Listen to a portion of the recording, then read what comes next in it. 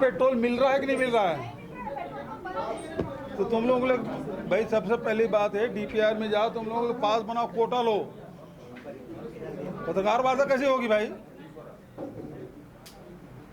आपको रिजर्व कोटा से पेट्रोल मिलना चाहिए। हाँ, अब तो यही चलेगा।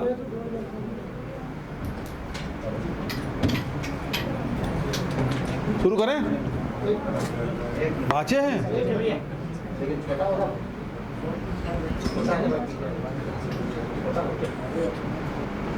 आज के पत्रकार वार्ता में मेरे साथ सुशील आनंद शुक्ला जी, शैलेश नितिन त्रिवेदी जी, हमारे विधायक साथी भाई अटल जी और अजय जी और धनंजय जी वर्मा जी सहित अलदग और देवरी गांव के किसान भी साथ में बैठे हुए हैं। मैं सभी पत्रकार साथियों का स्वागत करता हूं। पिछले 3 दिन से लगातार ग्राम अलदा के, देवरी के और बुलबुल के किसान मुझसे मिल रहे हैं, ग्रामवासी मिल रहे हैं, सरपंच और उप सरपंच, पूर्व सरपंच, सब लोगों ने मुझसे मुलाकात की और समस्या बहुत गंभीर है और किस प्रकार से सरकार नियमों को, कानून को बलाए ताक में रखकर किसानों और ग्रामीणों के विरोध के बाद भी ग्राम सभा, फर्जी ग्राम सभा, फर्जी ग्राम पंचायत और उसके प्रस्ताव और ग्रामीणों के शिकायत के बाद उल्टा उनके खिलाफ ही बहुत सारे केस ग्रामीणों के खिलाफ कर दिए हैं, सरपंच के खिलाफ कर दिए हैं, उनको फंसाने का काम कर रहे हैं। ये बलौदा बाजार विधानसभा का मामला है, जहां टंकराम वर्मा जी मंत्री जी चुन के आते हैं, उन्हीं का निर्वाचन क्षेत्र है और वहीं राजस्व विभाग का, पर्यावरण विभाग का, पंचायत विभाग का सब नियमों को तार तार कर दिए हैं। और इसका जीता जागता उदाहरण ग्राम अलदा में जो ग्राम पंचायत की अनुमति है, उस अनुमति में कहीं नहीं लिखा है कि यहाँ कोई स्पंज आयरन या स्टील प्लांट डाला जाए। और वहाँ कोई अनिल अग्रवाल नाम का कोई व्यक्ति है, वो सरपंच को, सचिव को अपने घर में बुलाते हैं और उसमें, उस पंचायत प्रस्ताव में 2 अतिरिक्त लाइन वो जुड़वा देते हैं। तो वो जो प्रस्ताव है ग्राम पंचायत का, उसका मूल भावना ही समाप्त हो गया। इसकी शिकायत की गई, शिकायत के बाद उसमें कोई कार्रवाई नहीं हुई। एक कार्रवाई जरूर हुई, सरकार ने एक जांच समिति बनाई जिसमें तहसीलदार हैं और 2-3 अधिकारी वहां जाते हैं और ये स्पष्ट रूप से लिख के देते हैं कि गांव के लोग नहीं चाहते कि यहाँ कोई प्लांट लगे और जो ग्राम सभा है, ग्राम पंचायत के जो प्रस्ताव है, वो सब से गांव वाले और सरपंच और पंच ने अनभिज्ञता जाहिर की। और सरपंच ने, जो पूर्व सरपंच है, उन्होंने स्पष्ट कहा, उसकी वीडियो रिकॉर्डिंग भी है, मुझे दिखाया गांव वालों ने, कि गांव वालों के सामने जब पूछा गया कि भाई ग्राम पंचायत में इस प्रकार का प्रस्ताव नहीं हुआ, आपने 2 लाइन कैसे जोड़ दिया, तो उन्होंने कहा मुझे अनिल अग्रवाल जी ने बुलाया था और दबाव पूर्वक ये लाइन जुड़वाया है और उसकी वीडियो रिकॉर्डिंग है और गांव वालों के सामने उन्होंने स्वीकार किया। उसके बावजूद भी सरकार उनको एनओसी भी दे रही है, उसकी जन सुनवाई कराने जा रही है। तो ये नियमों का भी गांव वालों की भावनाओं के विपरीत, पंचायत के प्रस्ताव के विपरीत सरकार काम कर रही है। बल्कि जिन लोगों ने इसका विरोध किया उनके खिलाफ, किसी के खिलाफ अतिक्रमण का केस बना रहे हैं। मज़ेदार बात यह है कि उसका भाई लगानी भूमि बोलता हूँ, आबादी भूमि जो गांव गांव में शहरों में सब आबादी भूमि पहले चिन्हांकित गवर्नमेंट द्वारा किया जाता है, उसमें सब मकान बने रहते हैं, उसका कोई पट्टा होता नहीं। हम लोग समय में पट्टा दिया गया था। उसके भाई के जो ज़मीन है उसका कब्जा बता के उस सरपंच को धारा 40 का आजकल 36 हो गया था, उसका अतिक्रमण का नोटिस दे दिया गया और ये 25 तारीख की सुनवाई है, उसको हटाने की कार्रवाई। मतलब आप विरोध करोगे तो आप पद में नहीं रहोगे, आप विरोध करोगे तो एक मकान बनाने की ईंट भट्ठा रखा था उसको भी वो जब्ती बना दिया और बढ़ा चढ़ा के बता दिया। मान लो 10,000 ईंट भी बनाया होगा तो बता दिया 1 लाख बनाया। तो इस प्रकार से किया गया है। और दूसरा ये तो अल्लाह की बात हुई। और ग्राम देवरी और घुलघुल में वहाँ तो ग्राम पंचायत की बैठक ही नहीं हुई, उसमें तो हुआ भी है और उसमें विरोध व्यक्त किया है, लेकिन यहाँ तो ग्राम पंचायत में हुआ है ना ग्राम सभा, और उसमें एनओसी दे दिया गया है। इतना फर्जीवाड़ा, तो इतना फिर नियम फिर हटा ही दे, नियम की ज़रूरत क्या है? क्योंकि सरकार इसी की है, विधायक वो जिम्मेदार मंत्रिमंडल के सदस्य हैं और उसके देख रेख में, उसके संरक्षण में, क्योंकि जो व्यक्ति वहाँ इंडस्ट्री डालना चाह रहा है, कभी वो सांसद के पूर्व सांसद के वो सांसद प्रतिनिधि रहे हैं और सत्ता के बहुत करीब हैं। तो सत्ता के करीब होने के मतलब ये नहीं है कि आप सारे कायदे कानून को आप धता बता दें, या तो कानून ही समाप्त कर दो, क्योंकि आप तो ऐसी संविधान भी विश्वास नहीं करते। तो इस प्रकार से घटना घटी है। और ये सारे साथी परसों भी आए थे मेरे पास, आज भी आए, शैलेश भाई भी आए थे, इनके साथ मैंने कहा आज बात कर लेते हैं। सरकार इस प्रकार से यदि करेगी, नियमों को कानूनों को यदि इस प्रकार से उसको उल्लंघन करेंगे तो निश्चित रूप से कांग्रेस पार्टी इसका पुरजोर विरोध करेगी और ये लड़ाई किसानों के और ग्रामीणों के हक में हम लोग लड़ेंगे। ये मैं स्पष्ट रूप से कहना चाहता हूँ कि जो शिकायतें हुई उसकी सही जांच होना चाहिए। अब उसका उसमें दे दिए हैं, भेज दिए, कितने महीने हो गया? एफएसएल में कटका महीना ले अलग भेजे, वो भेजे दिए ना, वो मुराद बस है। ये लोग पुलिस की शिकायत किए और वो जो लिखावट है मिलान करने के लिए भेजे हैं, उसका अता पता नहीं है। उस 10 महीने हो गया, तो कार्रवाई कुछ कर नहीं रहे ये लोग।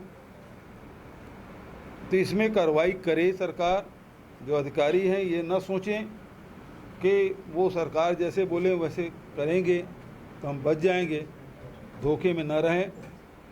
जनता जागरूक है, जनता के साथ मिलकर हम लड़ाई लड़ेंगे। इसमें ठोस कार्रवाई हो, गांव वालों के इच्छा के अनुरूप होना चाहिए। और जो दोषी है, जो ग्राम पंचायत को जो इतना ताकतवर बनाया गया है भारत सरकार के द्वारा, उसको कमज़ोर करके वो उद्योगपति अपने घर में सरपंच और सचिव बुला के जो प्रस्ताव पारित के उसके खिलाफ FIR होना चाहिए, उसके खिलाफ कार्रवाई होनी चाहिए। यहाँ तो उल्टा चोर कोतवाल को डांटे, ये स्थिति आज पूरे प्रदेश में। कल मेरे क्षेत्र में घटना घटी कुम्हारी में, जिसमें घर मालिक और मोहल्ले वाले लगातार बोल रहे थे कि ये स्पार्किंग हो रहा है पोल में, इसको संधारण कर दीजिए। वो नहीं माने। संधारण करने के लिए बिजली विभाग के लोग पैसा मांग रहे थे। मजदूर आदमी कहाँ से पैसा देगा, जो रोज़ कमा रहे हैं, रोज़ खा रहे हैं। आखिर में वो संधारण नहीं किए और शॉर्ट सर्किट हुआ और कल 3:30-4 बजे वो पूरा घर धू धू करके जल गया, ब्लास्ट हुआ। गैस सिलेंडर उसी दिन लाए थे, उसके पहले वो चूल्हा में बना रहे थे खाना, उसी दिन गैस सिलेंडर लाए थे और ब्लास्ट हुआ, 4 लोगों की मौत हो गई। इसके लिए जब जिम्मेदार कोई है तो बिजली विभाग है, उनके खिलाफ FIR होना चाहिए और 50 लाख रुपये मुआवजा को हम लोग डिमांड किए। मेरे गांव में रविवार के दिन बाज़ार में सब गुपचुप खा रहे थे और करीब 58 लोग खाए और वो लोग चाहे फूड पॉइजनिंग हुआ जो भी है उसमें बीमार पड़े। और कल इलाज के दौरान एक महिला की मृत्यु हो गई। अभी अंत्येष्टि से मैं आया हूँ। पीड़ित परिवार को भी सरकार की ओर से मुआवजा दिया जाना चाहिए, जो मृतक है उसके मुआवजा दिया जाना चाहिए। सरकार इस मामले में कोई कार्रवाई नहीं कर रही है, ये बेहद दुर्भाग्यजनक। तीसरा मुद्दा अभी ये देश के ऊपर संकट आया है। आप देखेंगे मोदी सरकार के काम करने का तरीका आपने देखा कि जब कोरोना आ गया था, कोरोना आया और वो हवाई जहाज़ से आया, हवाई मार्ग से आया, लेकिन लॉकडाउन पूरे देश में लगा दिया। जो हवाई जहाज़ से आया उसके खिलाफ कोई चेकिंग नहीं हुई। नमस्ते ट्रम्प जब तक नहीं कर लिए, जब तक कि मध्य प्रदेश सरकार गिरा के अपनी सरकार नहीं बना लिए, तब तक के लॉकडाउन उन्होंने नहीं लगाया। बिना सोचे समझे लॉकडाउन लगाया। उसके करीब 40 से 45 लाख लोगों की मृत्यु हुई पूरे देश भर में। उसी प्रकार से जीएसटी जो लगाया, उसमें पूरा अर्थव्यवस्था हमारा चौपट हो गया। खासकर जो छोटे उद्योग हैं, लघु उद्योग हैं, वो सब बर्बाद हो गए। तीसरा, नोटबंदी किया, उसके कारण से पूरे देश की अर्थव्यवस्था चौपट हो गया। अभी 28 फरवरी को ईरान और इजराइल का युद्ध हुआ। हमारे प्रधानमंत्री जी 26 तारीख को वहीं थे, 26-27 तारीख को आए हैं और 28 तारीख को आक्रमण हुआ। तो आखिर क्या करने गए थे वहाँ? और हमारे इंटेलिजेंस क्या कर रहे थे कि उसको पता नहीं कि आक्रमण होने वाला, हमारे प्रधानमंत्री कहाँ ले गए थे? उसके बारे में कोई जानकारी नहीं, क्यों गए थे? अब 73 दिन तक के प्रधानमंत्री एक शब्द नहीं बोले। राहुल गांधी जी और विपक्ष के नेताओं ने जब बोला तो उन्होंने कहा कि ये अफवाह फैला रहे हैं, विपक्ष के लोग अफवाह फैला रहे हैं। पेट्रोल, डीजल, रसोई गैस के पर्याप्त भंडारण है, ये लगातार बोलते रहे। और जब चुनाव समाप्त हुआ 73 दिन बाद प्रधानमंत्री जी बोले, 7 प्रकार की बातें उन्होंने कही, और सातों चीज़ है वो विदेशी जो डॉलर से संबंधित है या विदेशी धन से संबंधित है, जिसमें सोना मत खरीदें क्योंकि डॉलर से आता है, विदेशी मुद्रा से। फिर उन्होंने कहा कि आप उर्वरक का उपयोग न करें, कम करें, जैविक खेती करें, क्योंकि एलएनजी से ही यूरिया बनता है, डीएपी भी विदेश से आता है। फिर डीजल पेट्रोल का उपयोग कम करें, मतलब उसके बाद रासायनिक खाद्य तेल जो खाते हैं उसका उपयोग कम करें, विदेश यात्रा न करें और वर्क फ्रॉम होम करें। इस प्रकार से बातें कही। अब सवाल ये उठता है कि प्रधानमंत्री जी बोले और दूसरे सोमनाथ में जाके उन्होंने रोड शो किया। आसाम में उन्होंने बड़ा जलसा किया, पूरे देश भर के मुख्यमंत्रियों को बुलाए, वहाँ रोड शो कर रहे हैं। और उसके बाद अब 15 तारीख को विदेश यात्रा। तो दूसरे लोग बोलते हैं विदेश मत जाओ। वैसे भी कोई आम आदमी विदेश तो रोज़ जाता नहीं, उनके भाग में तो है ही नहीं है, लेकिन जो जाते हैं उसको कह रहे हैं कि मत जाओ, लेकिन खुद जा रहे हैं। दूसरी बात यह है कि डीजल पेट्रोल का उपयोग न कर, कम करें। तो रैली में फूक क्यों रहे भाई? उसी गुजरात से महात्मा गांधी जी आते थे, वो जो कहते मेरा जीवन ही मेरा संदेश है, वो बोलते नहीं थे, वो करके दिखाते थे। ये श्रीमान जी तो कहते हैं, उसको उल्टा करते हैं, मतलब दूसरों के लिए है। संकट आप पैदा किए। 73 दिन तक के आप कुछ नहीं बोले, 73 दिन तक के आप डीजल, पेट्रोल, गैस के बारे में देश के लोगों को अवगत नहीं कराए, और उस संकट से किस प्रकार से निपटें उसके बारे में बोले नहीं। केवल आप चुनाव प्रचार कर रहे थे, 5 राज्य के चुनाव प्रचार में आप कर रहे थे, और उस समय आप एक शब्द नहीं बोले।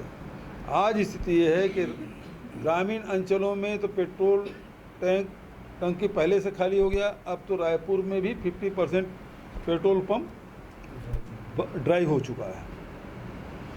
अब यहाँ कह रहे हैं कि हमने कारकेड में कमी कर दी है, ओपी चौधरी जी बोल रहे हैं, हमारे राज्यपाल जी बोल रहे हैं, सब लोग बोल रहे हैं हम अपना टारगेट कम कर रहे हैं। सवाल इस बात का है कितना कम कर रहे हैं, पहले कितना था और कितना आपने छोड़ा। और दूसरा अब एक सलाह आ गया कि आजकल ईवी गाड़ी खरीदो, बैटरी वाली गाड़ी खरीदो। अब मान लो सैकड़ों की तादाद में गवर्नमेंट अधिकारी और मंत्री या उसके बाबू लोग गाड़ी खरीदेंगे, कितने करोड़ का होगा? अरब में जा। तो भाई आप एक बस कर लो, और सारे अधिकारी देवेंद्र नगर में रहते हैं, एक बस चालू करो और मंत्रालय चल दो भाई।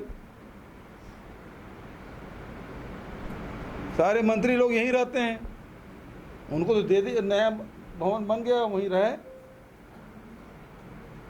जरूरत क्या है? लेकिन सवाल इस बात का है कि ये तो लाश की मूछें उखाड़ने से कोई लाश हल्का नहीं हो जाता। आम जनता को कह रहे हैं कि आप तेल उपयोग मत लो, खाद मत उपयोग करो, ट्रांसपोर्टिंग मत करो, वर्क फ्रॉम होम करो, ये सब आप सलाह दे रहे हो। सरकार क्या कर रही है? सरकार कुछ कर रही है कि देश को अवगत करा रहे हैं? सिंगापुर में एलएनजी के जहाज खड़ी हुई है, रूस के तेल का जहाज खड़ा हुआ है, वो बेचने के तैयार हैं, आपको देने के तैयार हैं, आप ले क्यों नहीं रहे हैं? वो कह रहे युआन में दे दो। आपको याद होगा ईरान से हम लोग भारतीय करेंसी में क्रूड ऑयल खरीदते थे। मोदी के कहने से, ट्रंप के कहने से मोदी ने उसको बंद कर दिया।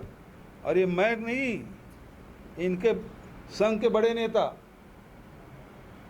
राम माधव ने अमेरिका में स्वीकार किया, रूस से तेल खरीदना बंद कर दिया, 1 महीने की मोहलत दी थी, तो पूरा देश जानता है। तो सस्ता मिल रहा तो उसको भी बंद कर दिया।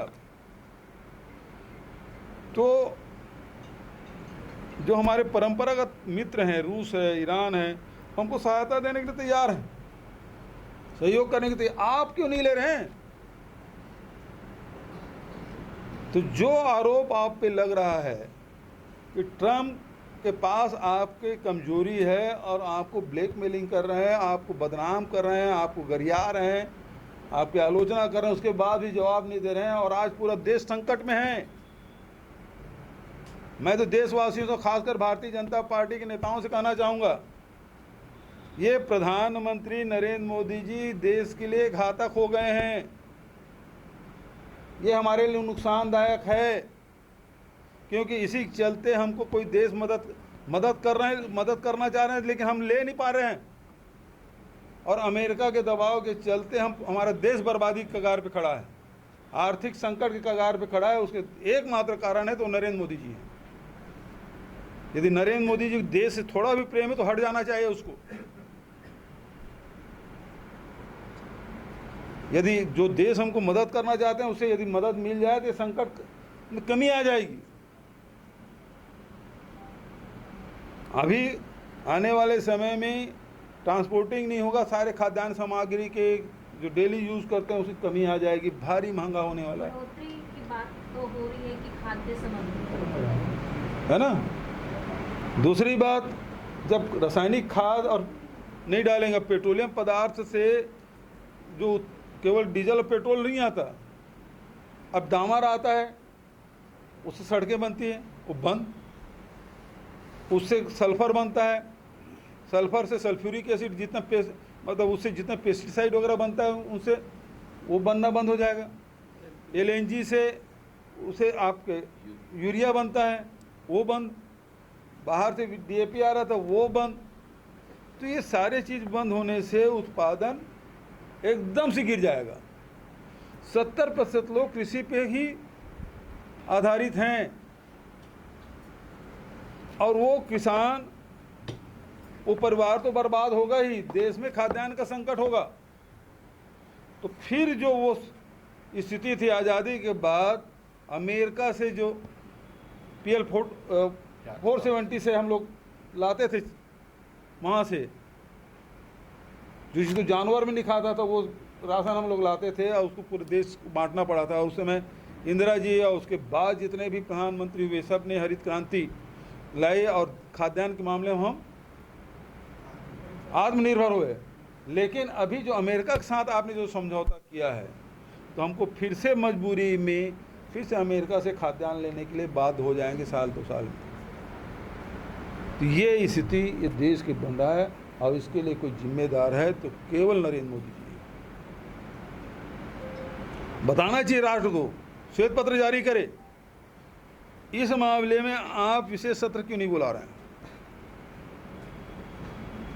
ये तो पूरे देश से जुड़ा हुआ मामला है। ये मई का महीना है, खेती किसानी की सीजन सामने है, ट्रांसपोर्टिंग पूरा ट्रांसपोर्ट, पूरा सराफा, पूरा खाद्य तेल, सबके स्वास्थ्य से जुड़ा हुआ मामला, ये सारी चीज़ें हैं। लेकिन इसमें आप विशेष सत्र नहीं बुलाएंगे, क्यों नहीं बुला रहे हैं? इसमें सत्र बुलाइए और देश को अवगत कराइए कि क्या हो रहा है। आज यदि रायपुर में 50% पेट्रोल पंप ड्राई हो गया है तो स्थिति क्या बनने वाली है? कल कवासी लखमा है, सुकमा में तो कई दिन से पेट्रोल नहीं मिल रहा है, न डीजल मिल रहा है। ग्रामीण क्षेत्र में स्थिति ये थी, अब तो शहर रायपुर राजधानी में जब स्थिति है 50% पेट्रोल पंप ड्राई हो गया तो फिर आगे क्या होगा? अब इस मामले में सत्र बुलाना चाहिए प्रधानमंत्री को, देश को अवगत कराना चाहिए। उनको देश से कोई लगाव नहीं, कोई उनसे पीड़ा नहीं, केवल अपनी कुर्सी सुरक्षित करने के लिए ट्रंप के हाथ में वो ट्रंप कठपुतली बने हुए हैं, जो देश के लिए बहुत घातक है। सर मेरा एक सवाल है, क्योंकि ग्राम सभा को लेकर आपने जो ग्रामीण क्षेत्रों में लगते हैं इंडस्ट्रियल एरिया में, क्या इंडस्ट्रियों का सरकार पर दबाव रहता है? 5 साल आप भी सरकार में रहे, क्योंकि जब इंडस्ट्री लगाने का स्थान नहीं मिल पाता या ऐसी कोई चीज़ें सामने आती है तो बहुत सारे जो इन्वेस्टर्स होते हैं बाहर के, वो प्रदेश में आने से झिझक जाते हैं या उन्हें डर रहता है कि वहाँ इंडस्ट्री नहीं लग पाएगी। तो क्या सरकार पर प्रेशर रहता है? आप भी सरकार में रहें, क्या हम हो सकते हैं? देखिए, 2 तरीके हैं उद्योग खोलने के लिए। हर जिले में हम लोग औद्योगिक क्षेत्र घोषित किए हुए हैं, वहाँ इंडस्ट्री डाले और जो नियम है उसका पालन करे। जैसे ग्राम सभा है, पंचायत प्रस्ताव है, उसका पालन करे, जो नियम में है उसका उल्लेख करे। क्योंकि पहले औद्योगिक क्षेत्र घोषित होते थे, रमन सिंह के समय में सब खुला, सब उद्योगपति सब ज़मीन खरीदना शुरू किए और वहाँ लगाना शुरू किए। वहीं शुरुआत हुई है रमन सिंह के समय। नियमों का पालन होना चाहिए। उद्योग, हमको उद्योग का विरोध नहीं है, उद्योग से लोगों को रोजगार मिलता है, वो उसके उत्पादन से लोगों राज्य के राजस्व में वृद्धि होती है, सब ठीक है, लेकिन उसके लिए नियम बने हुए। लेकिन सबसे बड़ी बात यह है कि पंचायती राज व्यवस्था को इतना सुदृढ़ बनाया गया है राजीव गांधी के समय से। पंचायत के अनुमोदन या प्रस्ताव के बगैर किसी प्रकार की व्यक्ति वहाँ पर नहीं आ सकती। पहली बात। हाँ। दूसरी बात, इसमें आपने कहा अनिल अग्रवाल भारतीय जनता पार्टी से संबंधित व्यक्ति है, तो ये हम नहीं जानते, तो क्या राजनीतिक दबाव है इसमें? बिल्कुल वो दिखाई दे रहा है। दूसरी बात, पर्यावरण विभाग या जो पॉल्यूशन बोर्ड है या जो और भी विभाग, ये भी क्या सरकार की कठपुतली बनकर उनका साथ दे रहे हैं? बिल्कुल सही कहा आपने, ये सरकार उद्योगपति के हाथ में कठपुतली है, ये पूरी सरकार। और इसमें तो स्पष्ट दिख रहा है, ये गांव के लोग आए, मैं सामने बिठाए हैं, इसलिए हल्दा के हैं, देवरी के हैं, वो सब लोग बैठे हुए हैं सामने, उनसे पूछ सकते हैं वो लोग चाहते हैं नहीं चाहते हैं। ग्राम सभा में सवाल इस बात है, कूट रचना हुई है और आपकी जो समिति बनी है, आपने जो समिति बनाया कलेक्टर ने, वो समिति स्पष्ट रूप कह रहा है कि ये कूट रचना हुआ है। उसमें कार्रवाई क्या की आपने? जब सरकार के संज्ञान में आ गया, अधिकारियों के संज्ञान में आ गया, तो उसमें आपने कार्रवाई क्या की? सबसे बड़ा सवाल तो ये। भैया, महिला आरक्षण बिल जब गिरा था तो छत्तीसगढ़ में सरकार ने विशेष सत्र बुलाया था। अभी आपने कहा कि फिर से एक विशेष सत्र जो है वो बुलाना चाहिए, तो क्या कांग्रेस पार्टी मांग करेगी इस विशेष सत्र? मैं तो अभी बोल रहा हूँ, मैं तो लोकसभा बोल रहा हूँ, राज भी करें। ये पहली बात तो एक महिला विधेयक नहीं था, वो महिला विधेयक तो 2023 में पारित हो गया, महिला आरक्षण बिल, ये तो परसीमन का था, अब परिसीमन ये है कि जब आप जब जनगणना कर लेंगे उसके बाद आपका परिसीमन होना चाहिए, उसके पहले ये सब कर रहे हैं। तो ये ये लोग वही शब्दों को पकड़ के आप पूरे देश को गुमराह कर रहे हैं। अब एक्चुअल में अभी समय है देश को आर्थिक जो संकट जो आया है, 73 दिन बाद आप जागे हैं कुंभकर्णी नींद से। तब तक क्या प्रचार प्रसार कर रहे थे, तब आप प्रधानमंत्री नहीं प्रचार मंत्री थे आप।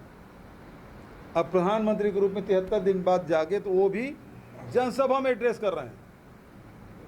बुलाए सर्वदलीय बैठक बुलाए, उसमें बात करे, लोकसभा बुलाए, वहाँ जनता के सामने रखे, तब तो सारी स्थिति स्पष्ट होगी।